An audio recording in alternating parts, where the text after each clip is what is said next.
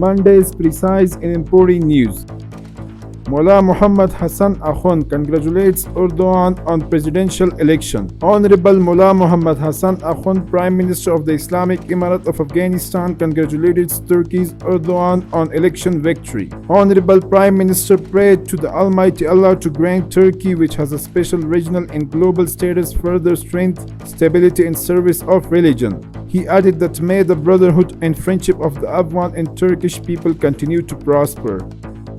Supreme Leader of Islamic Emirate of Afghanistan appoints a new acting finance minister. The Islamic Emirate of Afghanistan's Supreme Leader Mullah Hibatullah Akhundzada has appointed Mullah Muhammad Nasir as the new acting finance minister. Mullah Muhammad Nasir was the former Deputy Minister of Revenue and Customs.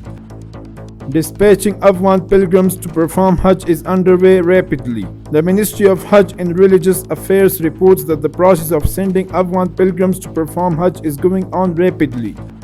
New MRI and X-ray machines put into operation in Al-Hedayat Hospital. New MRI and X-ray machines worth 45 million Afghanis were installed in the 350-bed hospital of Al-Hedayat of Kandahar. ANSA returns imported engine oil to Iran. For the first time, Afghanistan National Standards Authority returned 2 tankers of low-quality engine oil that did not comply with the standards of this agency to Iran, imported from that country through Islam Kala port.